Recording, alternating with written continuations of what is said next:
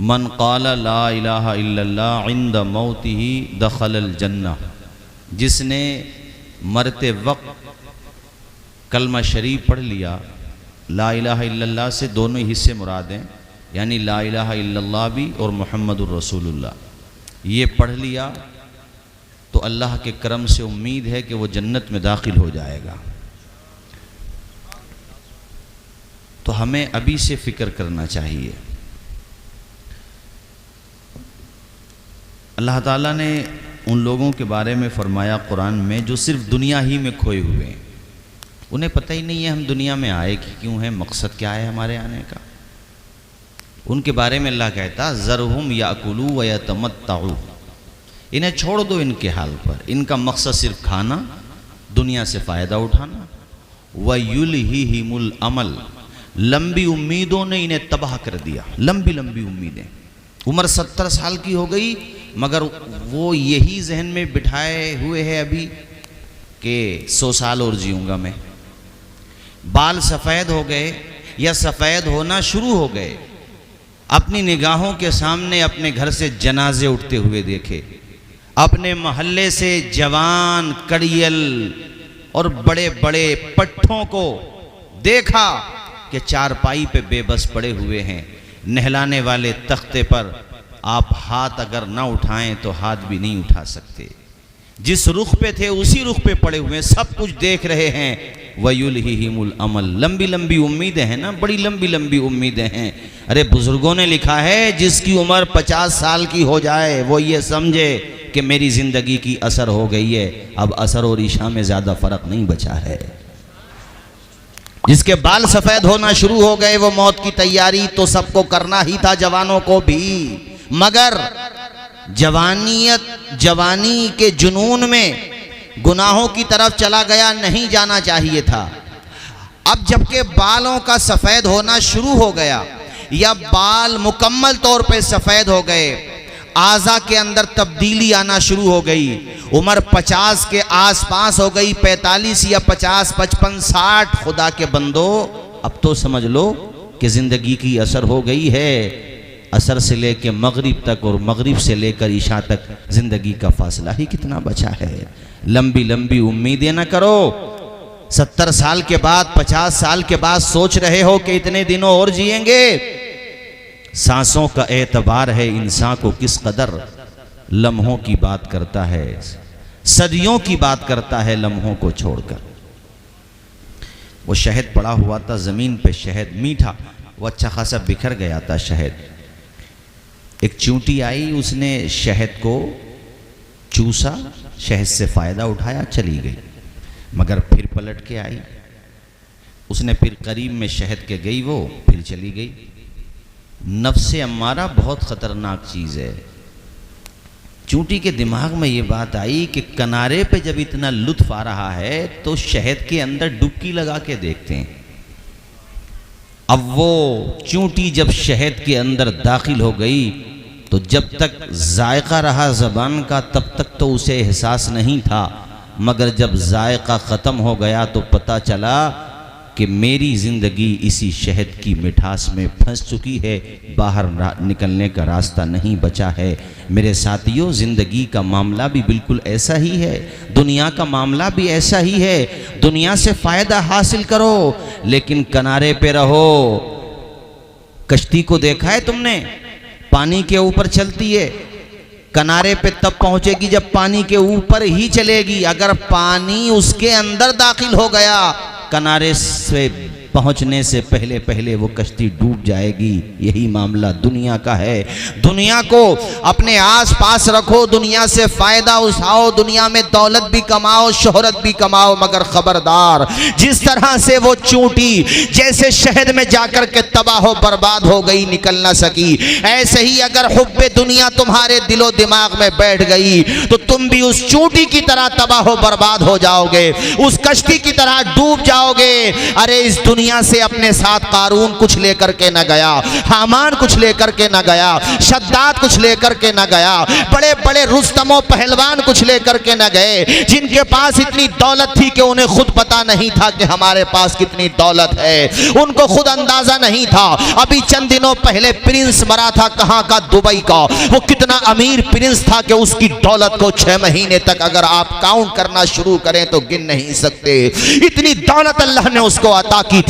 काला सोना दिया था, यानी मैं पेट्रोल डीजल की बात कर रहा हूं। और न जाने कैसे कैसे अल्लाह ताला ने मादनियात के खजाने उसको अता किए थे। मैं उस दुबई की बात कर रहा हूं जहां पर बुर्ज दुबई है, जिसके चारों तरफ गार्ड चला करते थे। मगर साथियों, जिस दिन उसकी मौत हुई, उसकी कब्र बड़े बड़े सोशल प्लेटफॉर्म पर ट्रेंड कर रही थी, ट्विटर पे ट्रेंड कर रही थी।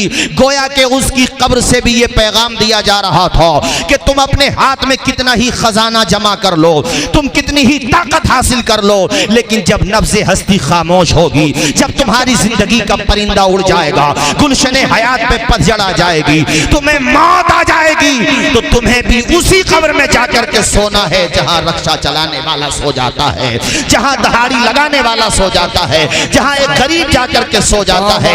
अमीर और गरीब की कब्र में कोई फर्क नहीं होता। हमने आज तक नहीं देखा कि अमीर की कब्र में एसी लगाई जा रही हो, अमीर की कब्र में जनाबे वाला, अमीर की कब्र में टाइल्स लगाई जा रही हो, अमीर की कब्र में कालीन बिछाई जा रही हो। ऐसा कभी नहीं होता। बस इतना तो हो सकता है कि गरीब का कफन कुछ कम पैसों का आता हो, अमीर का कफन ज्यादा पैसों का आता हो। वरना सही बात यह है कि अमीर हो या गरीब, कफन के 3 ही कपड़े मिलेंगे। मर्द हो तो 5 कपड़े मिलेंगे, औरतें हो, औरत हो अगर आप, उस सूरत में 5 कपड़े मिलेंगे। और कीमत के फर्क से भी धोखा मत खाना इंसान। वो गरीब इंसान जो 2 दहाड़ी लगा करके अपने बच्चों को पालता है, रात भर जागता है तब बच्चों को पालता है, वो गरीब इंसान अगर चेक कफन कम कीमत का लेकर के जाएगा, नामा अमाल अगर अच्छा लेकर के जाएगा तो नेक बंदा कहलाएगा। और कब्र में जब जाएगा उसकी कब्र को जन्नत का बाग बना दिया जाएगा, उसकी कब्र को मुनव्वर व मुअत्तर कर दिया जाएगा। कब्र में लहराएंगे ताहश्र चश्मे नूर के, जलवा फरमा होगी जब तलात रसूलुल्लाह की। अरे गरीब हो तो क्या हुआ, अगर दौलत नहीं है तो क्या हुआ। एक मोमिन की जबान पर ये जुमला आना ही नहीं चाहिए कि हम बदनसीब हैं, दौलत नहीं है, हम कम नसीब हैं कि हमारे पास गाड़ियां नहीं हैं, हमारे पास बंगले नहीं हैं। ये जुमले क्यों कहते हो नादानो। अरे तुम्हारे पास तो वो दौलत है कि जिस दौलत की अजमत को बचाने के लिए बिलाल हबशी ने खुदा की कसम तपते हुए रेत पे अपने जिस्म को पेश कर दिया था। तुम्हारे पास तो वो दौलत है कि जिस दौलत की अहमियत को दिखाने के लिए हजरत खुबैब ने फांसी का फंदा चूम लिया था। अरे तुम्हारे पास तो वो दौलत है कि जिस दौलत की अजमत को दिखाने के लिए इमाम अहमद इब्ने हंबल ने अपनी पुष्ट पर कोड़े खाए थे। तुम्हारे पास वो दौलत है जिस दौलत की अहमियत को बताने के लिए फातिमा के शहजादे ने 71 जनाजे उठा लिए थे, पूरा घर कुर्बान कर दिया था। और इसी नजरिए को समझाने के लिए बरेली की सरजमीन से ताजुश शरिया का लहजा आवाज देता है, सोए हुए जहनों को जगाता है, खाबीदा दिमागों को बेदार करता है। और मुस्कुरा कर ताजुश शरिया की रूह पाक कह रही है, सुनो अकबरपुर के मेरे दीनी भाइयों, ना समझ मरते हैं जिंदगी के लिए, अरे जीना मरना है सब कुछ नबी के लिए। बाबा नारे तकबीर, सब लोग मिलकर के जवाब दें, नारे तकबीर, नारे रिसालत, मसलके आला हजरत, तालीमाते आला हजरत, महफिले बराए साले सवाब, मौलाना तौसीफ रजा संभली, जिंदाबाद जिंदाबाद। दौलत कमाओ, अल्लाह मना नहीं करता, खूब कमाओ, मगर मैं अवाम और खवास दोनों से कहना चाहता हूँ, अगर शॉर्टकट तरीका अपनाओगे दौलत कमाने के लिए, सिर्फ कारून वाला जहन लेकर के चलोगे, तो यार जब कारून अपने साथ कुछ लेकर के न गया तो तुम क्या साथ लेकर के जाओगे। दुबई का प्रिंस अपने साथ कुछ लेकर के नहीं गया। मेरी तकरीर नेट पर आपने सुनी होगी, मैंने चंद दिनों पहले बताया था कि माइकल जैक्सन सन 2009 में फौत हो गया। वो ऐसा सिंगर था, ऐसा गायक और ऐसा डांसर था कि नौजवान जो बच्चे हैं, नौजवान जो जनरेशन है, पूरे वर्ल्ड स्केल की बात कर रहा हूँ, उस वक्त तो इंटरनेट इतना डेवलप भी नहीं हुआ था, लोग केबल और टेलीविजन के जरिए उसको देखा करते थे। जब वो डांस करता था तो पूरी दुनिया के युवा उसको देखते थे, एक वक्त में मिलियंस लोग उसको देखा करते थे। वो ऐसा था, जानते हो क्या कहता था? रंग उसका कहला था पैदाइशी तौर पे, मगर उसने अपने चेहरे की सर्जरी कराई थी और उसने अपना चेहरा गोरा करा लिया था सर्जरी कराने के बाद। वो कहता था कि मैं दुनिया में जीने का रिकॉर्ड बना करके जाऊंगा, 150 साल जिंदगी गुजार करके जाऊंगा। अपने साथ 12 MD स्पेशलिस्ट डॉक्टर रखा करता था, जो फैमिली डॉक्टर कहलाते हैं। और जानते हो, किसी से हाथ मिलाता था तो दस्ताने पहनता था, पब्लिक में जाता था तो अपने मुंह पर मास्क पहन करके जाता था, रात में सोता था तो ऑक्सीजन वाले बेड पे सोया करता था। वो समझ रहा था मौत से बच जाऊंगा दौलत की वजह से, मौत के पंजे से बच जाऊंगा शोहरत की वजह से। उसे क्या पता था कि कुरान में अल्लाह ने फरमाया है, ऐनमा तकूनु युदरिकुमुल मौत, कहीं भी जाकर के छुप जाओ मौत आएगी तो बच नहीं पाओगे। इस जमीन पर क्या, जमीन के अंदर तुम खजाने छुपा लो, जमीन के अंदर, अरे सातवीं जमीन में जाकर के छुप जाओ। तुम जनाबे वाला समंदर के अंदर कोई इंतजाम इख्तियार कर लो, तब भी तुम मौत से नहीं बच सकते। और सूरह जुमा में मेरे रब ने फरमाया, कुल इन्नल मौतल्लज़ी तफिर्रून मिन्हु फइन्नहु मुलाक़ीकुम। ऐ महबूब इरशाद फरमा दो, बता दो दुनिया वालों को कि मौत से तुम कितना ही भाग लो, जब वक्त आएगा तो मौत तुम्हें अपनी आगोश में लेकर चली जाएगी। तुम बच नहीं पाओगे, न ताकत की वजह से, न दौलत की वजह से, न शौहरत की वजह से, न दबदबे की वजह से, न इख्तियार की वजह से, किसी भी वजह से तुम मौत से बच ही नहीं सकते। इजराइल के अंदर सर्वे किया गया था, बड़े बड़े टॉप के दुनिया के ज़हनो दिमाग को जमा किया गया लेबोरेटरी में, और बड़े बड़े काबिल तरीन डॉक्टर साइंटिस्ट को बुलाया गया, और 70-80 साल के लोगों को जो सीनियर सिटीजन थे उनको बुलाया गया, उन पे सर्चिंग की गई, उनको ऑक्सीजन का बेड सप्लाई किया गया, बड़ी बड़ी सहूलियतें दी गई, और कोशिश ये की गई कि किसी तरह से इंसान को मौत के चंगुल से निकाला जाए, इंसान को मौत से बचा लिया जाए। डॉक्टर हजरात ने यहां तक दावा कर दिया कि हमने वो जो स्किल बढ़ जाती है, वो जो एक हिस्सा बढ़ता है, जो इस तरफ इशारा होता है कि आज़ा कमजोर हो रहा है, इंसान का जिस्म कमजोर हो रहा है, हम उसको डैमेज करने की तरफ हैं। और 60-70 साल का बंदा 25 साल की ताकत महसूस करे, हम ये चाहते हैं। मगर जानते हो, वो जो दावा करने वाले थे उनमें से तकरीबन अच्छे खासे डॉक्टर दुनिया से चले गए हैं। अरे मौत का इलाज तलाश कर रहे हो, मौत का इलाज तुम नहीं, तुम्हारा बाप भी तलाश नहीं कर सकता, मौत का इलाज कोई भी तलाश नहीं करता। अरे नादानो, अगर मरना ही ना होता तो पैदा क्यों होते? हमेशा वही रह सकता है जो हमेशा से हो, हमेशा उसी को हो सकती है जो पहले ही से हमेशा हो। अरे जिसका वजूद ही फना के बाद बना है, वो हमेशा कैसे हो सकता है? और हमेशा से जो जात है और हमेशा तक जो जात है, वो सिर्फ और सिर्फ मेरे खुदा की जात है, उसके अलावा सबको मौत का जायका चखना है। वाह वाह वाह, नारे तकबीर, नारे रिसालत, नारे गौसियत, तालीमाते मजहब इस्लाम, मसलके आला हजरत, सरजमीने अकबरपुर, जिंदाबाद जिंदाबाद। देखो भाई, दुनिया से फायदा, बहुत अच्छा पैगाम है, बहुत अच्छा पैगाम है। वो एक बंदे ने ख्वाब में देखा, वो सुबह को एक आलिम साहब के पास गया, वो कहने लगा, हजरत रात मैंने ख्वाब में देखा कि मेरे पीछे शेर भाग रहा है। अब मैं शेर से बचने के लिए एक दरख्त पे चढ़ गया। अब दरख्त पे जब चढ़ा तो मैं एक डाल पे जाके, जो मजबूत सी डाल थी, उस पे जाकर के बैठ गया। जिस डाल पे मैं बैठा उसके ऊपर एक टहनी लगी हुई थी, और उस टहनी पर शहद का छत्ता लगा हुआ था। अब नीचे देख रहा हूं तो वो शेर खड़ा है, मुझे पता है कि नीचे उतरूंगा तो शेर मुझे अपना निवाला बना लेगा, तो मैं उसको भी देख रहा हूँ, खुद को भी देख रहा हूँ। इतने में मेरे होंठों पे एक शहद का कतरा टपका, इतना मीठा था कि फिर नीचे देखना बंद कर दिया, ऊपर ही देखने लगा। वो टपकता रहा। अचानक मेरी निगाह पड़ी कि जिस डाल पे बैठा हूं, जिस डाल पे, उस डाल को दो चूहे काट रहे हैं, एक सफेद है, एक काला है। अब मुझे फिक्र दामनगीर हुई कि ये तो धीरे धीरे करके पूरी डाल काट देंगे, पूरा गुद्दा बोलते हैं उसको हम लोग, क्या बोलते हैं, हाँ, पूरा काट देंगे। लेकिन कहता है मैं फिक्र में था, फिर वो शहद का कतरा टपका और मैं शहद खाने में, तनावुल करने में इतना खो गया कि यही भूल गया कि जिस शाख पे बैठे हो वो टूट भी सकती है। अब वो धीरे धीरे करके शाख को वो दोनों चूहे काटते रहे, वो शहद खाता रहा। कहता है यहाँ तक कि वो डाल कट गई। और जब डाल कटी तो जहाँ वो डाल गिरी वो एक बहुत बड़ा गड्ढा था बहुत बड़ा, उसके अंदर एक अजदहा मुंह फैलाए बैठा हुआ था। मैं बिल्कुल जस्ट उसके मुंह पे जाके गिरा, इतने में मेरी आंख खुल गई। आलिम साहब ने फरमाया बेटे ख्वाब के जरिए तुझे नसीहत का पैगाम दिया गया है। वो जो तू भाग रहा था ना, और तेरे पीछे जो ताक़ुब कर रहा था वो तेरी मौत थी।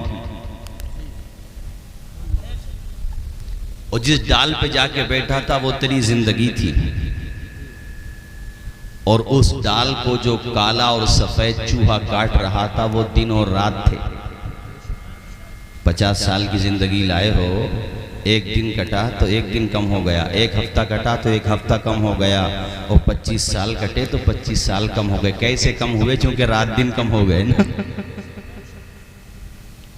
और वो जो तुम शहद चाट रहे थे मेरे बेटे, वो लज्जते दुनिया थी जिसमें तुम यही भूल गए कि उधर शेर खड़ा है और जिस पे बैठे हो वो भी काटा जा रहा है।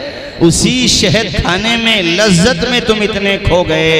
कहा हजरत वो जो गढ़ा था और वो जो अजदहा था, तो हजरत ने थर्राते हुए कहा कि वो तेरा बुरा अमल था, और वो जो गढ़ा था वो तेरी कब्र थी, वो जो अजदहा था वो तेरा बुरा अमल था। अब तुझे फैसला करना है कि उस गढ़े को जहन्नम का गढ़ा बनाना है या जन्नत की क्यारी बनाना है। ये नसीहत तुझे की गई है कि कितना ही भाग ले, कितना ही दुनिया की लज्जतों से फायदा उठा ले, मगर मौत के पंजे से नहीं बच पाएगा। जब तुझे मौत आएगी तुझे जाना पड़ेगा। खानदान रोता रहेगा तुझे जाना पड़ेगा, बच्चे रोते रहेंगे तुझे जाना पड़ेगा, सब रोते रहेंगे तुझे जाना पड़ेगा। यार माइकल जैक्सन को जाना पड़ा। मैं बता रहा था कि कहता था 150 साल तक जीऊंगा, मगर जानते हो जब 50 साल की उसकी उम्र हो गई, एक दिन दिल की धड़कन बेकाबू हो गई, तड़पने लगा, बिलखने लगा। 12 डॉक्टर हजरात कोशिश कर रहे हैं जान बचा ली जाए माइकल जैक्सन की, मगर नफ्से हस्ती खामोश होने लगी, गुलशने हयात पे पतझड़ आने लगी। दौलत रखी की रखी रह गई, शोहरत रखी रह गई, दबदबा रखा रह गया, ब्रांड बना हुआ था, सब कुछ खत्म हो गया। मेरे भाई उम्र पर को शरार है दुनिया, बड़ी बेएतबार है दुनिया। जिंदगी नाम रख दिया किसने, मौत का इंतजार है दुनिया।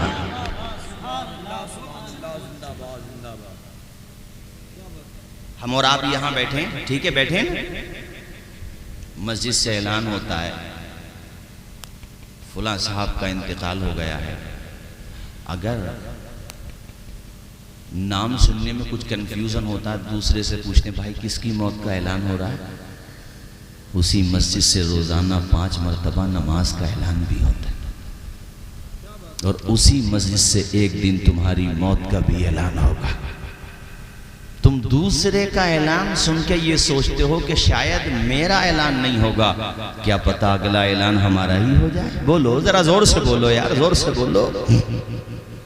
कुछ नहीं पता, कुछ नहीं पता।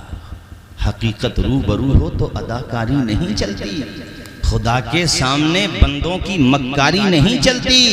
तुम्हारा दबदबा खालिस तुम्हारी जिंदगी तक है, किसी की लहद के अंदर जमींदारी नहीं चलती।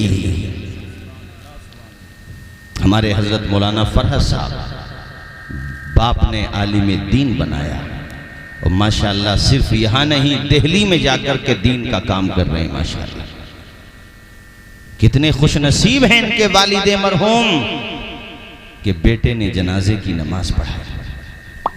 वरना हमारे दोस्त मौलाना हुस्न आलम साहब मेरे सीनियर साथियों में है माशाअल्लाह, और काबिल उलमा में है माशाल्लाह। चूँकि मैंने इनको देखा है जब ये पढ़ते थे कादरिया में, तो हज़रत मुफ्ती आकिल साहब दामाजिल्लुहु जो आप ही के खित्ते के रहने वाले मेरे ख्याल से नाबग़े रोज़गार हैं, बहुत बड़ी शख्सियत के मालिक हैं। और इसी तरह आपकी बस्ती में जो एक इल्म का चिराग रोशन था, जो अपने ज़माने में आसमाने इल्म व फ़ज़ल पर बदरे मुनीर बन के चमका करता था, जिन्होंने मंतिक़ो फ़लसफ़ा और दीगर उलूम व फ़नून में यदे तूला हासिल किया था, और जिनकी शोहरत का आसमान सिर्फ आपके जिला मुरादाबाद में नहीं बल्कि जहां जहां भी इल्मी हल्के पाए जाते हैं वहां अल्लामा हाशिम पहचाने जाते हैं अलैहि रहमा।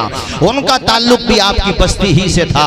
हजारों शागिर्दों को छोड़ा यार, लोगों ने तो न जाने बड़ी बड़ी दौलतें छोड़ी होंगी, किसी ने पेट्रोल पंप छोड़ा होगा, किसी ने बिल्डिंग छोड़ी होगी, किसी ने सैकड़ों बीघा जमीन छोड़ी होगी, किसी ने बड़ी बड़ी गाड़ियां छोड़ी होंगी, मगर उनका नाम 2-4 नस्लों तक याद रहता है।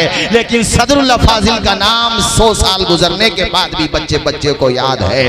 उर्से रज़वी आ रहा है बरेली शरीफ में, 104वां उर्से रज़वी है या 5वां, मगर आज भी आला हजरत का नाम बच्चे बच्चे को याद है। बताओ अकबरपुर के मुसलमानों क्यों याद है? अल्लामा हाशिम का नाम भी जिंदा रहेगा। बोलो क्यों जिंदा रहेगा? इसलिए कि इन्होंने अपनी जिंदगी दीन के नाम कर दी, तो दीन ने ऐसी खैरात दी कि आज तक उनका नाम जिंदा है, रहता है नाम इल्म से जिंदा हमेशा दाग, औलाद से तो बस यही 6 पुश्त 4 पुश्त। बहुत अच्छा प्रोग्राम, जिंदाबाद जिंदाबाद, सुभान अल्लाह, बहुत अच्छा। देखो यहाँ पर मेहमान भी बैठे हुए हैं और सुभान अल्लाह, मेहमान और मेजबान दोनों बैठे हुए हैं। एक बात तो सबसे कहूंगा भाई कि अपने बच्चों को इतना जरूर पढ़ा लेना, इतना जरूर पढ़ा लेना कि बाप का जनाजा जा रहा हो तो बेटा साथ में कलमा शरीफ पढ़ते हुए सूरे यासीन पढ़ते हुए जा रहा हो, और जब जनाजा पढ़ाने का नंबर आए तो बेटा अपने बाप के करीब में सीने के सामने खड़े होकर के इमामत का फरीज़ा अंजाम दे। एक मोमिन की दुआ दूसरे मोमिन के हक में कबूल होती है, और वही मोमिन अगर बेटा हो तो उसकी दुआ में जो सोजो गुदाज होगा, जो दर्दो कर्ब होगा, जो जुदाई के आंसू होंगे, और जो खशियतो लिल्लाहियत होगी, वो तो तकर्रुबे खुदाबंदी के हवाले से बनिस्बत दूसरों के ज्यादा होगी। इसलिए कि वो दिल के साथ पड़ेगा, रब्बिग़फिरली हय्यिना व मय्यितिना व शाहिदिना व गाइबिना व सगीरिना व कबीरिना व ज़करीना व उन्साना, अल्लाहुम्मा मन अहयैतहु मिन्ना फ़अहयिही अलल इस्लाम व मन तवफ़्फ़ैतहु मिन्ना फ़तवफ़्फ़हु अलल ईमान। अकबरपुर के मुसलमानों, दीनी मिजाज रखते हो, अल्लामा हाशिम के यहाँ के रहने वाले हो, अगर निकात को आप नहीं समझोगे तो कौन समझेगा? इशारात को अगर आप नहीं समझोगे तो कौन समझेगा? बारीक और लतीफ़ बातों को आप नहीं समझोगे तो कौन समझेगा? हमारे बिरादर गिरामी हजरत हुस्न आलम साहब क़िबला तशरीफ़ फरमा है, पूछिए फ़िक़ह की किताबों में लिखा हुआ है, कब्र के ऊपर जो घास है अगर वो ज्यादा बड़ी नहीं हुई है कि जिसमें मूजी जानवर छुपने का डर हो तो उसको काटने से बचा जाए। काटना गुनाह तो नहीं है मगर ममनू जरूर है, बेहतर नहीं है काटा ना जाए। रीजन फुकहा लिखते हैं इसलिए कि जब तक वो घास तर रहती है खुदा के जिक्र में सरबसर रहती है, और वो घास जिक्र करती रहती है खुदा का, रूह को करार मिलता रहता है, रूह को चैन मिलता रहता है। मेरे भाइयों, इशारा समझो कि जब बेज़बान और बेजान घास का जिक्र करना मैयत को सुकून पहुंचाता है, तो सगी औलाद का तिलावत करना मैयत को कितना सुकून पहुंचाता होगा। सगा बेटा रो रो के सूरे यासीन पढ़ रहा है, सूरे रहमान पढ़ रहा है, सूरे राज पढ़ रहा है, सूरे इखलास पढ़ रहा है, सूरे मुअव्वज़तैन पढ़ रहा है, कुरान मजीद की आयात की तिलावत कर रहा है। रब की रहमतें बरस रही हैं। फरिश्तों, बंदे के कब्र को जन्नत का बाग बना दो। देख नहीं रहे हो, उसका बेटा मेरा नाम ले रहा है, उसका बेटा कुरान की तिलावत कर रहा है। इसलिए दुनिया के अमीरों, दुनिया वालों, दौलत पे मत इतराओ, तुमसे बेहतर तो वो गरीब बाप है जिसका बेटा उसका जनाजा भी पढ़ा रहा है, जिसका बेटा उसकी कब्र पे बैठ के कुरान मजीद की तिलावत सुना रहा है। अगर वो अमीर है जिन्होंने अपने बच्चों को पढ़ाया, वो भी काबिल मुबारकबाद हैं। इसलिए कि जब दम निकलता है तो एहसास होता है कि अब MD डॉक्टर भी कुछ नहीं कर सकता। अब सब ने हाथ खड़े कर लिए। अब आप कोसमोस ले जाएं या विवेकानंद ले जाएं या जनाबे वाला साईं हॉस्पिटल ले जाएं, सारे डॉक्टर्स का इलाज और उनकी मेहनतें अपनी जगह, मगर एक कंडीशन वो भी आती है, एक सिचुएशन वो भी क्रिएट होती है कि डॉक्टर कहते नहीं साहब अब आउट ऑफ कंट्रोल हो गया मामला, अब हमारे समझ में नहीं आता। उस मौके पे कोई दवा ऐसी नहीं बनाई है मेडिकल साइंस ने जो मरीज को सुकून पहुंचा दे। उस मौके पर अगर सुकून मिलेगा तो दुनिया के किसी सामान से नहीं मिलेगा बल्कि खुदा के कुरान से मिलेगा। उस मौके पर अगर सरहाने पे बैठ के कोई सूरे रात पढ़ दे, सूरे यासीन की आयत पढ़ दे, तो बंदे की रूह मचलते हुए परवास कर जाती है, बंदा झूम जाता है और शुक्र अदा करता है, मौला मेरा बेटा अगरचे बहुत अमीर न बन सका मगर मेरे बेटे ने बवक्ते अजल जब मेरा दम चल रहा है तो मेरे बेटे ने कुरान सुना दिया, मेरे लिए यही जिंदगी की मेराज हो।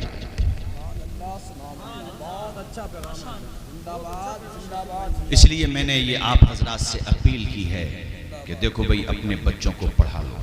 अभी मैं हमारे बिरादर गिरामी हजरत मौलाना हुस्न आलम साहब कुबला से भी कह रहा था कि हमें तालीम आम करना पड़ेगी, अपने बच्चों को पढ़ाना पड़ेगा। सबको जाना है यार, ऐसा थोड़ी है कि हम लोग रिजर्व होकर के आए कि हम बच जाएंगे। एक बुजुर्ग ने अपने मुरीदों से पूछा, मुरीदों ये बताओ तुम मौत और जिंदगी के दरमियान कितना फासला समझते हो?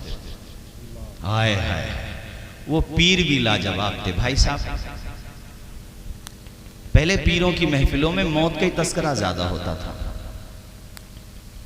और हजरत फारूक आजम तो फरमाते सबसे बड़ा नासिह, सबसे बड़ा वाइज तस्करे मौत है। तुम मौत को याद रखो, तुम्हें किसी नसीहत की जरूरत ही नहीं पड़ेगी। मौत को याद रखो। गुनाह की तरफ बढ़ रहे हो, किसी का माल चुराना चाहते हो, किसी का दिल दुखाना चाहते हो, किसी पे ज्यादती करना चाहते हो, फजर के वक्त में सोना चाहते हो, जुआ खेलना चाहते हो, सट्टा लगाना चाहते हो, किसी की जमीन दबाना चाहते हो, तो बताओ वो कौन सा तसव्वुर है तुम्हें जो गुनाहों से रोकेगा? तो वो सिर्फ कब्र का तसव्वुर है और मेरे खुदा का खौफ है। तब आपको याद आएगा यार आज मैं अगर किसी को धोखा दे भी लूं तो सब लिखा जा रहा है नाम अमाल में। और जब अल्लाह क़यामत के दिन नाम अमाल तुम्हारे हवाले करेगा ना तो फरमाएगा इक़रा किताबक कफ़ा बिनफ़्सिकल यौमा अलैका हसीबा। पढ़ ले अपना नाम अमाल, तो खुद ही कहेगा कि हाँ ये अमल मैंने किया था, यानी खुद ही तू काफ़ी होगा। ये नहीं कह सकता कि मैंने ये अमल नहीं किया था। सब लिखा जा रहा, आप यहाँ बैठे लिखा जा रहा है। इसलिए ज़बान से कोई बात निकालो तो सोच कर निकालो। मा यल्फिज़ु मिन क़ौलिन इल्ला लदैहि रक़ीबुन अतीद।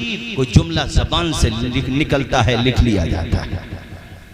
बोलो ज़रा ज़ोर से बोलो, और ज़ोर से बोलो मेरे साथियों।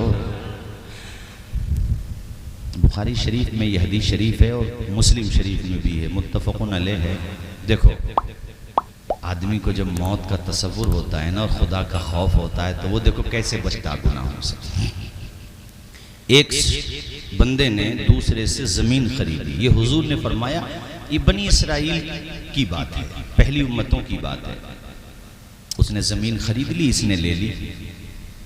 तो पहले ये मिशनरी तो थी नहीं ज़मीन के हवाले से, जो भी उनका सिस्टम था, उसने जिसने ज़मीन खरीदी उसने जब ज़मीन को खोदा तो उसके अंदर मशकीज़ा निकला और उस मशकीज़े में सोना भरा हुआ था। देखो इसको कहते हैं तसव्वुरे मौत और खुदा का खौफ। वो सोचने लगा यार मैंने ज़मीन खरीदी है, सोना थोड़ी खरीदा मैंने। उसको भी नफ्स ने बहकाया होगा, मगर उसके दिमाग में ये बात आई कि मैं धोखा देके यहाँ तो बच सकता हूँ, लेकिन जहाँ मुझे जाना है उससे तो नहीं बच सकता मैं। वो तो दिलों का भेद भी जानता है, सब कुछ जानता है, आलिमुल गैब है। उसने वो मशकीज़ा उठाया और उसके घर पे पहुंच गया जिससे ज़मीन खरीदी थी। वो निकल के आया, क्या बात है भाई, पेमेंट हो गया, बात पूरी हो गई? कि नहीं भाई, हमने आपसे ज़मीन खरीदी है, सोना नहीं खरीदा है। तुम्हारी ज़मीन में ये सोना निकला है, इसलिए मैं तुम्हारे हवाले करने आया हूँ। वो भी गज़ब का अमानतदार भी था, ईमानदार भी था, वफादार भी था, वफा शियार भी था। उसने कहा मेरी नीयत मत ख़राब कर, जब मैंने ज़मीन बेच दी तो मुझे इससे क्या लेना देना, उसमें क्या निकल रहा है, अपना सोना तू वापस ले जा, मुझे तेरा सोना नहीं चाहिए। दोनों में इसी बात को लेकर के इख्तिलाफ हो गया। दोनों पहुँचे काजी साहब के पास, काजी साहब से जाकर के ये मामला उन्होंने अर्ज़ किया तो काजी साहब भी सर पकड़ के बैठ गए कि इसका क्या जवाब दें।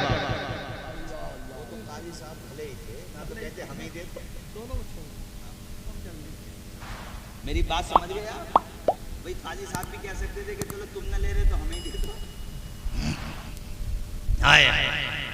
काजी साहब ने क्या सल्यूशन दिया। बुखारी शरीफ की और मुस्लिम शरीफ की हदीस शरीफ है ये, और मुस्नद अहमद इब्न हम्बल के अंदर भी और भी कुतुब में है। काजी साहब ने बड़ा अच्छा सल्यूशन दिया साहब, वाकई मानना पड़ेगा।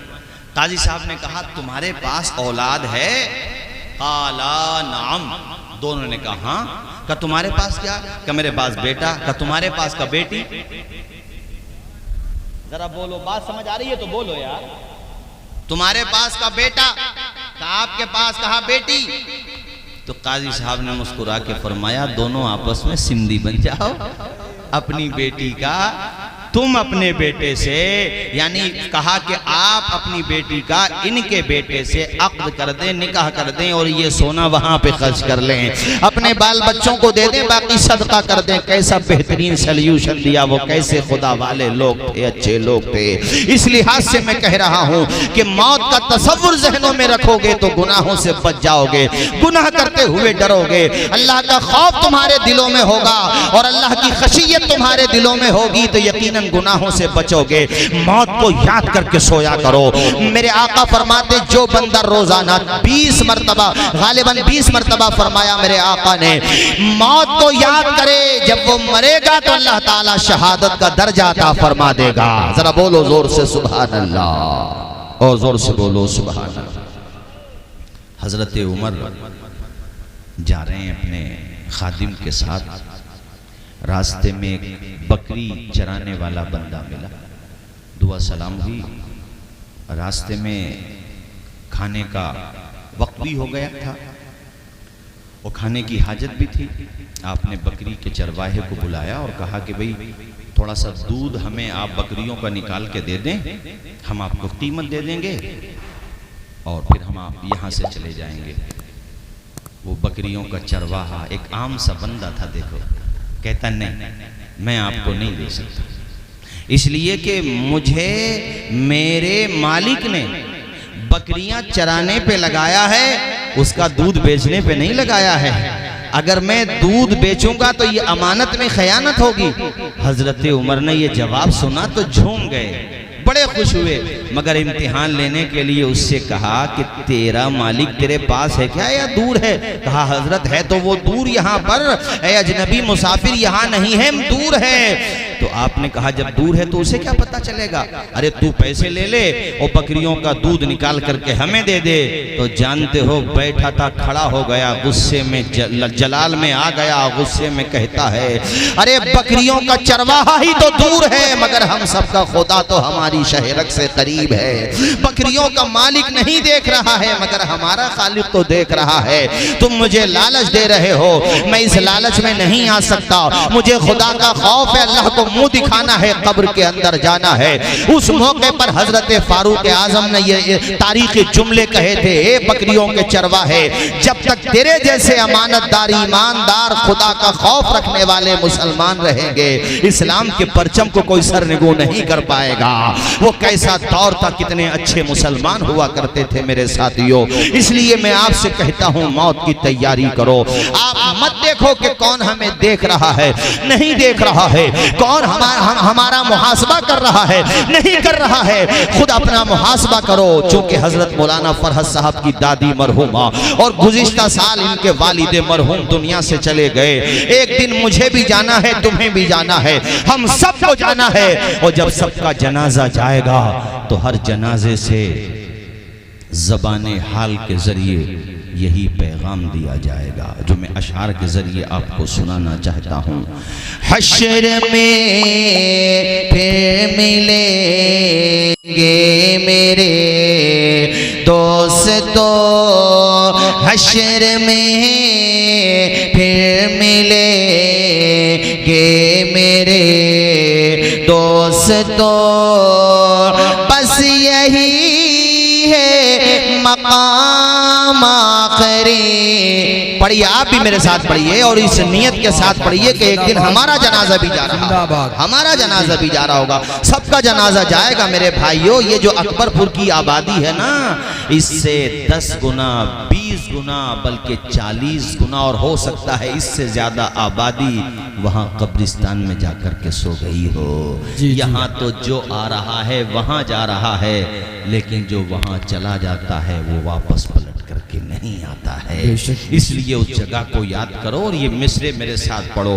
हश्र में फिर मिलेंगे मेरे दोस्तों, बस यही है मकाम आखिरी आखिरी।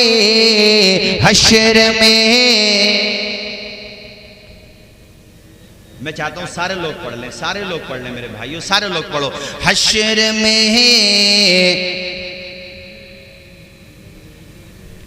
कहना सब जीत जी ये है शिकवे गिले, आज से खत्म दुनिया के सब सिलसिले, शम्म ढलने को है दम निकलने को है, शम्म ढलने को है दम निकलने को है। अब है क़िस्सा तमाम आखिरी आखिरी। हश्र में, अब दूसरा मिसरा सुनाऊंगा, मगर वो बुजुर्ग ने अपने मुरीदों से पूछा, ये बताओ तुम मौत और जिंदगी में कितना फासला समझते हो, यानी कितना लंबा फासला है, कितने दिनों का फासला है।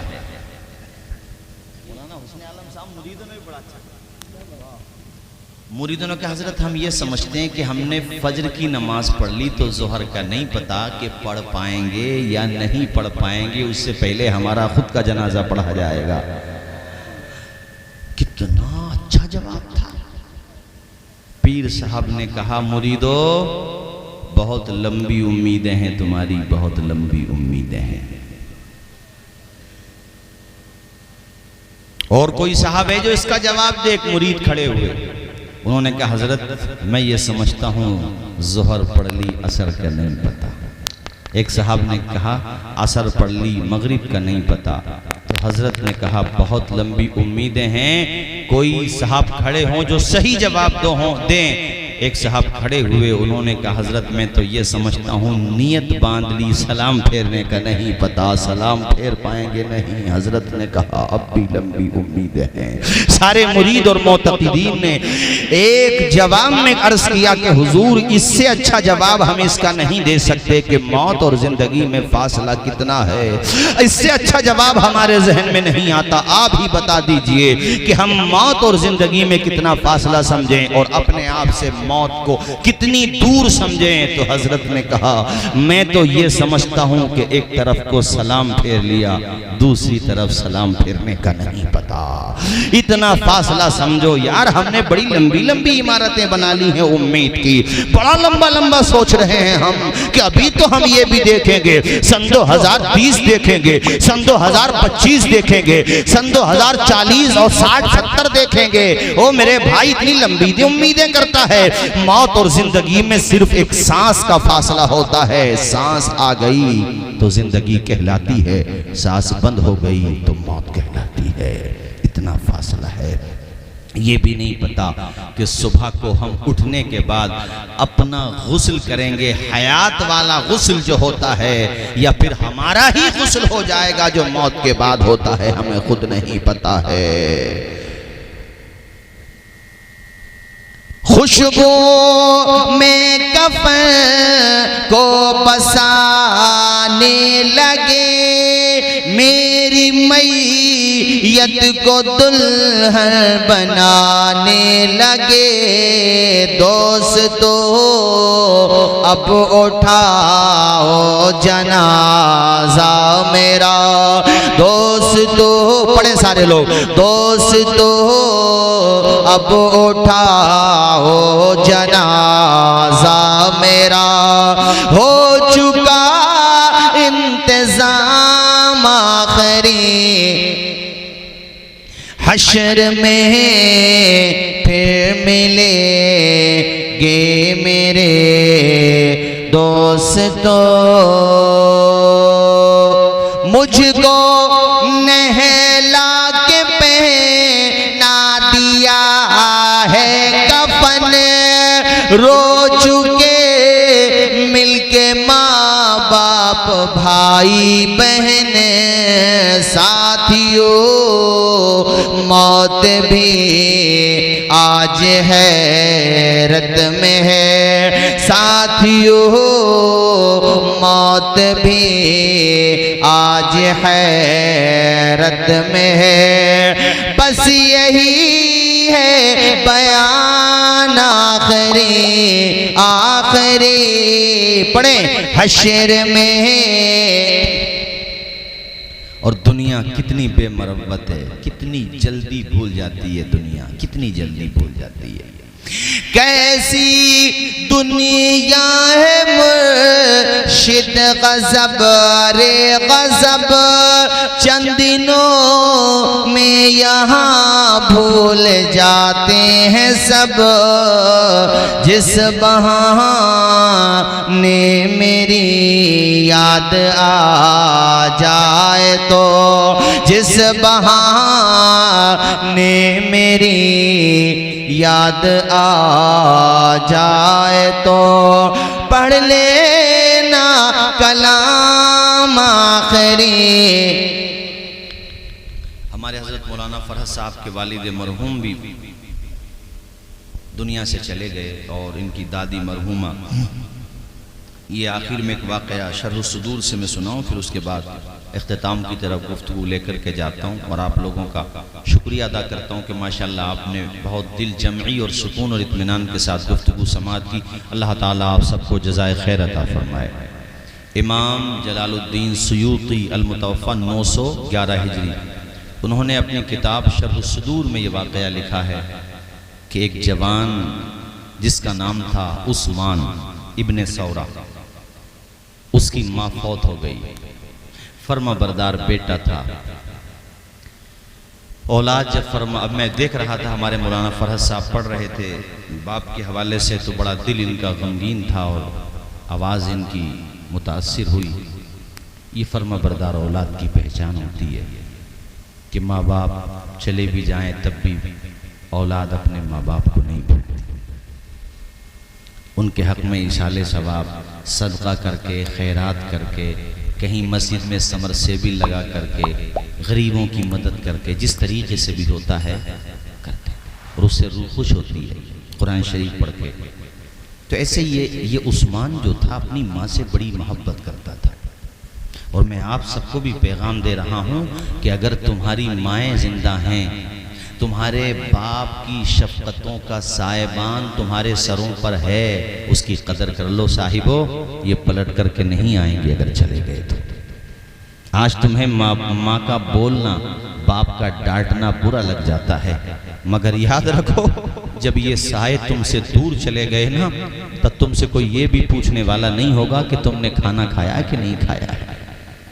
अगर ढकिया डिलारी गए थे, भोजपुर पीपलसाना गए थे, पलट के नहीं आए, घर वालों ने, मोहल्ले वालों ने इंतज़ार किया 10 बजे तक, 11 बजे तक, बात ख़त्म, सो गए सब। एक ही हस्ती थी जो पूरी रात मुसल्ला बिछा करके अपना दामन फैला करके खुदा की बारगाह में तुम्हारी सलामती की दुआ कर रही थी, वो तुम्हारी माँ की हस्ती थी। बेकरार थी, मेरा बेटा अभी तक नहीं आया। ढकिया गया था, डिलारी गया था, पीपलसाना गया था। एक बाप था जो बार बार बेकरार नजर आ रहा था। ऐसी हस्ती होती है माँ या बाप। तस्करा माँ का बहुत होता है तकरीरों में, चूँकि रुतबा भी ज़्यादा है माँ का, मगर भाइयों मकाम बाप का भी कम नहीं है। माँ से कम है, मगर मैं दूसरे एतबार से कह रहा हूँ कि कम नहीं है। कभी आप ये सोचें कि माँ से कम है तो मकाम कम होगा, नहीं, बहुत मकाम है बाप का भी। माँ से बेतकल्लुफी हो जाती है, इसलिए ऐसा लगता है जैसे माँ को मोहब्बत, और है भी। बाप अपना रौब बनाने में, घर पे अपना माहौल बनाने में, और बच्चा बुरी आदतों की तरफ ना चला जाए, इस एतबार से बच्चों के सामने कम बोलता है। बाकी रही बाप की मोहब्बत, तो भाई मोहब्बत तो बाप को भी इतनी होती है कि ज़िंदगी में कभी अगर आप बीमार हुए थे, आईसीयू में गए थे, माँ का आंचल अगर आंसुओं से भीग गया था तो बाप की दाढ़ी भी आंसुओं से भीग गई थी।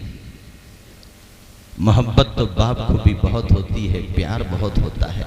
अभी हमारे नाजिम साहब ने एक शेर पढ़ा, यार मैंने ये फेसबुक पे लिखा हुआ देखा था शेर। वो कोई पागल औरत थी, किसी होटल से खाना ले रही थी वो औरत, तो उसने अपनी कलाई से एक दुपट्टा बांधा हुआ था, यानी एक हिस्सा दुपट्टे का अपनी कलाई में बांध दिया था, उसका दूसरा हिस्सा अपने बच्चे के हाथ में बांध दिया था, छोटा सा बच्चा था उसका। और किसी ने फेसबुक पे ये शेर लिखा था कि खुदा ने ये सिफत दुनिया की हर औरत को बख्शी है कि माँ पागल भी हो जाए तो बच्चे याद रहते हैं।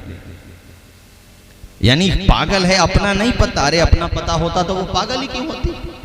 पागल है, उसे अपना नहीं पता, अपना होशो हवास नहीं, अपने लिबास का पता नहीं, मैला है, कुचैला है, कैसा है, कहाँ है, छत है कि नहीं, रहने का ठिकाना है कि नहीं, रिश्तेदारों का नहीं पता, मगर खुदा ने ये सिफत दुनिया की हर औरत को बख्शी है कि माँ पागल भी हो जाए तो बच्चे याद रहते हैं। बुलंदी देर तक किस शख्स के हिस्से में रहती है, बहुत ऊंची इमारत हर घड़ी खतरे में रहती है, और खुदा ने ये सिफत दुनिया की हर, बहुत ऊंची इमारत हर घड़ी खतरे में रहती है, बुलंदी देर तक किस शख्स के हिस्से में रहती है, और ये ऐसा हक है जिसको अदा में कर ही नहीं सकता, मैं जब तक घर न पहुंचूं माँ मेरी सजदे में रहती है। जरा माँ के नाम पर बुलंद आवाज से बोलो भाई सुभान अल्लाह। जिसकी माँ जिंदा है इस नियत के साथ बोले कि अल्लाह ताला हमारी माँओं का साया हमारे सरों पे सलामत रखे। बोलो जोर से आमीन, अल्लाहुम्मा आमीन। जिनके बाप का साया सलामत है वो इस नियत के साथ बोले, और जिनके माँ बाप दोनों या दोनों में से एक फौत हो गए हों तो इस नियत के साथ बोलें सुभान अल्लाह कि अल्लाह ताला हमारे सुभान अल्लाह कहने का सवाब उनकी रूहों को अता कर दे। बोलो ज़रा आमीन बोलो, आमीन बोलो। ऐसी हस्ती इंतकाल हो गया सज्जाद निज़ामी। कल मैं उन्हीं की बस्ती के पास से गुजरा तो मुझे बड़े अच्छे नात ख़्वां थे बेचारे, बहुत अच्छा पढ़ते थे। माँ बाप के ताल्लुक़ से उनके ये दो मिसरे मुझे अक्सर जब मैं माँ बाप के बारे में गुफ्तगू करता हूँ तो याद आ जाते हैं। वो जीते जी दुनिया में जन्नत का मजा लेंगे, वो जीते जी दुनिया में जन्नत का मजा लेंगे, जो बाप को खुश रखेंगे और माँ की दुआ लेंगे, जो बाप को खुश रखेंगे और माँ की दुआ लेंगे। तुम कहोगे मौलाना तौसीफ रजा साहब ये माँ बाप का तस्करा क्यों कर रहे हो, क्या मिलता है माँ बाप का कहना मानने से, माँ बाप के इशारे अबरू पे गर्दिश करने से, माँ बाप के लिए इसाले सवाब की महफिलें सजाने से, अपने माँ बाप से मोहब्बत करने से, अपने माँ बाप से प्यार करने से क्या मिलता है? तो मैं आपको बताना चाहता हूँ, यहाँ उलमाए किराम तशरीफ फरमाए, पूछिए किताबों में लिखा हुआ है कि जो माँ बाप की खिदमत करता अल्लाह ताला उसे दुनिया में भी इज्जत अता फरमाता है, मरने के बाद अल्लाह अपने करम से उसे जन्नत अता फरमाता है। जरा बोलो जोर से बोलो, ये फसाना नहीं हकीकत है, अपनी माँ से अपनी माँ से जिसे मोहब्बत है, गौर से पर तू क्यों नहीं करता, माँ के कदमों के नीचे जन्नत है। इसलिए मैं आपसे कहता हूँ माँ बाप का कहना माना करो। ये वाकया सुनाओ फिर तकरीर ख़त्म करूँ। अगर माँ बाप फौत हो गए हैं, दोनों में से एक फौत हो गया, अच्छा तुम्हारा भाई है, बहन है, पड़ोसी है, रिश्तेदार है, तुम्हारा मोमिन भाई है, अपना गुजरते हो कभी कभी भाइयों, हफ्ते में कम से कम जुमे के दिन उनकी कब्रों पर चले जाया करो। वहाँ जा कर के सूरह इखलास पढ़ के उनकी रूहों को इसाल कर दिया करो, उनकी रूहें बड़ी खुश होंगी। अब उन्हें तुम्हारी दौलत की ज़रूरत नहीं, तुम्हारी शोहरत की ज़रूरत नहीं, तुम्हारे पैसों की जरूरत नहीं, अगर उन्हें जरूरत है तो कुरान की आयतों की जरूरत है, इसाले सवाब की जरूरत है। तो ऐसे ये बच्चा जिसका मैं जिक्र कर रहा था उस्मान, माँ फौत हुई तो टूट गया गम से, मगर इसने अपनी जिंदगी का, अल्लामा सुयूती लिखते हैं, इसने अपनी जिंदगी का ये मामूल बनाया कि हफ्ते में एक दिन अपनी माँ की कब्र पे जरूर जाता। शायद 2 दिन लिखा हुआ किताब में, लेकिन बहरहाल एक दिन तो जाता था, जुमेरात या जुमे को जाता था। अल्लामा जलालुद्दीन सुयूती लिखते हैं कि एक दिन उसकी किस्मत का सितारा चमक गया, बंजर जमीन पे नूर की बरसात हो गई, ख्वाब में माँ से मुलाकात हो गई। इतनी आहिस्ता बोलोगे सुभान अल्लाह। अरे तकरीर खत्म करने की तरफ जा रहा हूँ, आप परेशान न हो, अल्लाह खुश रखे। आपने बहुत अच्छे अंदाज में सुना है, बोलो बंजर जमीन पे नूर की बरसात हो गई, ख्वाब में माँ से मुलाकात। ख्वाब में ही देखा, मगर देखा तो माँ को, रो दिया बेटा, इतने दिनों के बाद देखा था। माँ हाथ से वापस आए, औलाद फर्मा बरदार हो तो औलाद देख के खुश हो। पता नहीं कहाँ का वीडियो है, किसी ने भेजा था मुझे व्हाट्सएप पे या मैंने कहीं फेसबुक पे देखा था। एक माँ हज करके आई, बेटा पहुंचा तो कदमों से चिमट के रो रहा था अपनी माँ की, उधर माँ भी सर पे दस्त शफ़क़त रख के रो रही थी। ये माँ बाप का रिश्ता बड़ा अजीब रिश्ता होता है यार, इसको कोई लफ्जों में समझा सकते हैं हम आपको? नापने वालों ने समंदर की गहराई नाप ली, आज तक कोई माँ की ममता के समंदर की गहराई तक पहुंच नहीं पाया है, नापना तो दूर की बात है। ऐसी मोहब्बत करती है माँ। अब ख्वाब में देखा तो रो दिया, माँ भी रो दी, कहा मा फ़अलल्लाहु बिके, ए माँ फ़अलल्लाहु बिका, ए माँ तेरे साथ अल्लाह ताला ने क्या मामला फरमाया। माँ ने आप दीदा होकर के सारी बात बताई, कहा बेटे थोड़ी सी परेशानी सकरात के वक्त हुई, यानी नज़ा के वक्त हुई, मौत की सकरात तकलीफ़ें हुई थोड़ी सी, मगर फिर खुदा का करम वाला करम, अल्लाह ने मुझे अपने करम से इस तबरको सुंदुस ज़बरजदो याकूत का तख्त अता फरमाया है। अल्लाह ताला ने अपने करम से बहुत नवाजा है मुझे बेटे।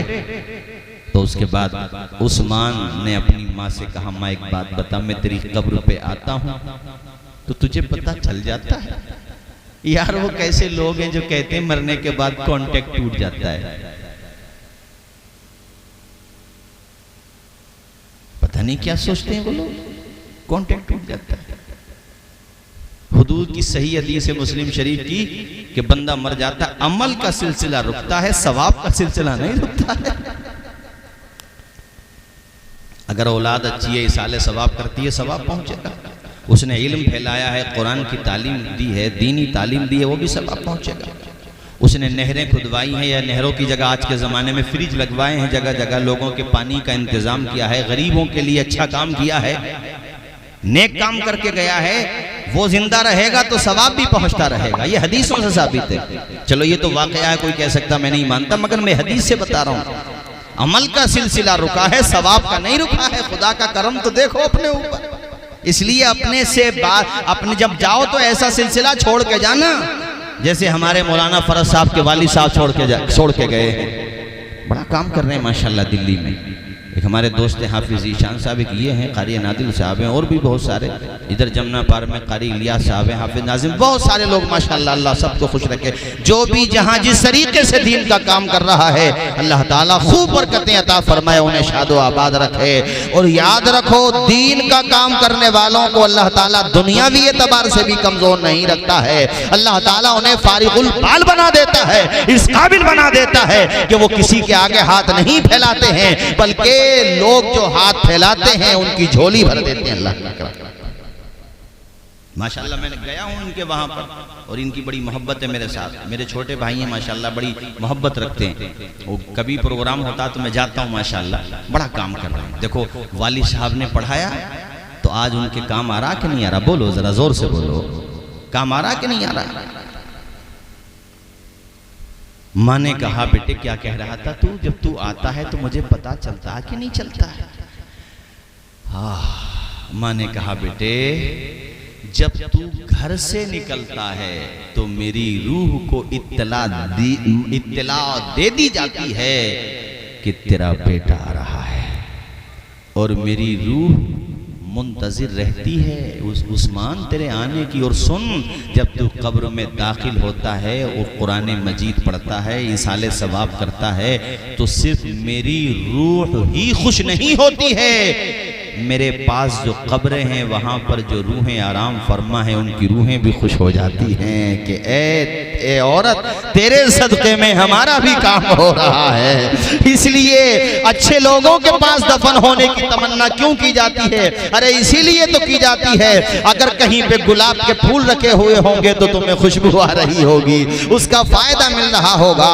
अब जो जुमला आखिर में उस्मान की माँ ने कहा था, वो जुमला मैं हजरत मौलाना फरहत साहब से भी कहूंगा और आप तमामी हजरात से कहूंगा, फिर अपनी तकरीर खत्म करूंगा चूंकि वक्त भी काफी हो गया और कल को आप हजरात को फातिहा में शिरकत भी करना बाद नमाज फजर। इस लिहाज से मैं इन्हीं जुमलों के साथ तकरीर खत्म करूंगा। माँ ने अपने बेटे से कहा, मेरे बेटे मेरी ये वसीयत है कि जब तक तेरे अंदर कब्र पे आने की ताकत है तू कब्र पे आते रहना। तू आता है तो तेरी माँ की रूह को सुकून मिल जाता है। अपने अजीजों की कब्रों पे जाया करो, इसाले सवाब किया करो।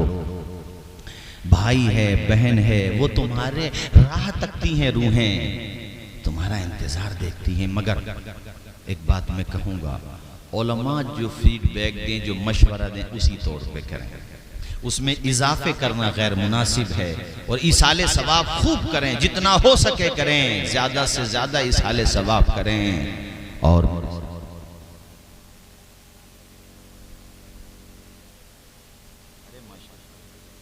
कितना बड़ा काम किया है ना, तो ये इल्म का फायदा होता है। इल्म एक नूर है, रोशनी, और रोशनी से अब जैसे ये बल्ब जल रहा है, हम अगर यहाँ पे तार लगाएंगे तो दूसरा बल्ब भी जला सकते हैं।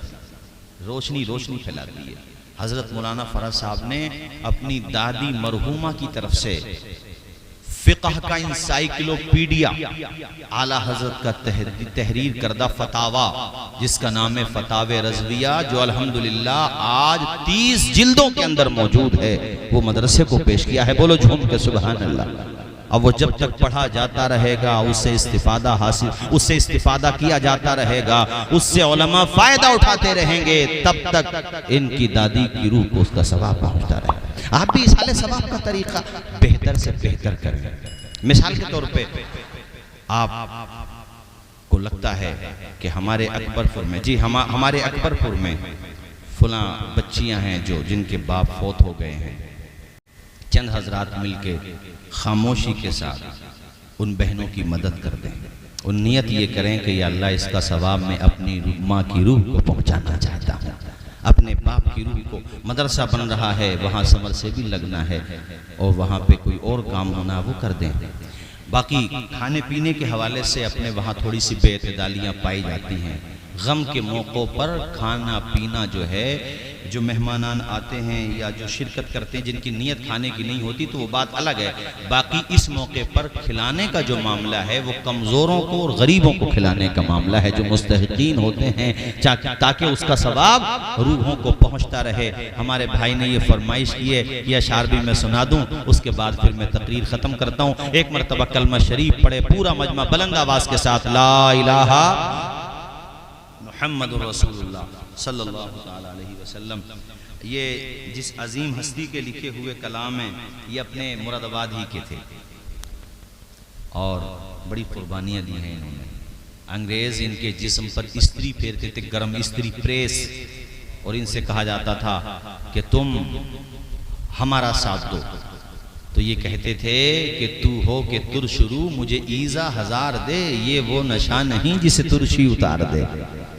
और फिर इनको एक दिन फांसी दी गई मुरादाबाद के चौराहे पर, और जब फांसी के फंदे की तरफ इनको लेकर के जा रहे थे, नाम है इनका अल्लामा सैयद किफ़ायत अली काफ़ी, और जब फांसी के फंदे के करीब पहुंचे तो उस मौके पे इन्होंने ये अशार कहे थे जो हमारे भाई ने फरमाइश की है। ये सुनाता हूँ फिर मैं तकरीर ख़त्म करता हूँ। और आपने अंग्रेज़ों के मुंह पे गोया के अपने शायरी का तमाचा मारते हुए कहा था, कोई गुल बाकी रहेगा ने चमन रह जाएगा, कोई गुल बाकी रहेगा ने चमन रह जाएगा, पर रसूलुल्लाह का दीने हसन रह जाएगा।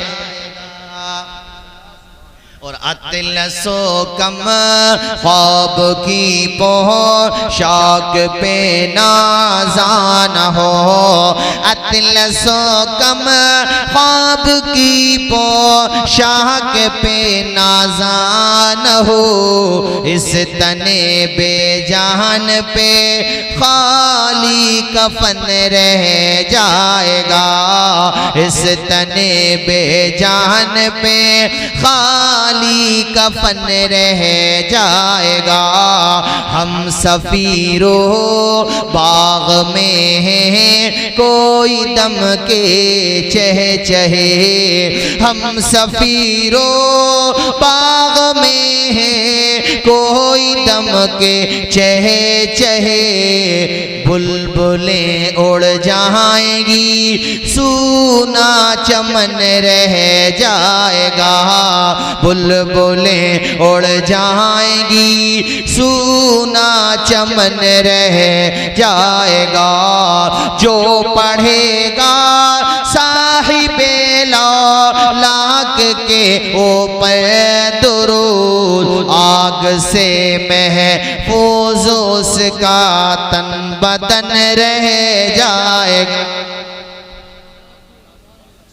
और चूंकि कब्र में हुजूर का दीदार भी होता है ना, तो वो तमन्ना हसरत, या इलाही गर न पाही अपने दिल की आरज़ू, या इलाही गर न पाई अपने दिल की आरज़ू, दस्ते हसरत सीने पे ज़ेरे कफन रह जाएगा, दस्ते हसरत सीने पे से।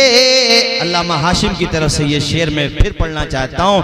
हम सफीरो बाग में हैं कोई दम के चहे चहे, हम सफीरो बाग में हैं कोई दम के चहे चहे, बुलबुलें उड़ जाएंगी सूना चमन रह जाएगा, बुलबुलें उड़ जाएंगी सूना चमन रह जाएगा, कोई गुल बाकी रहेगा ने चमन रह जाएगा, पर रसूलुल्लाह का दीने हसन रह जाएगा।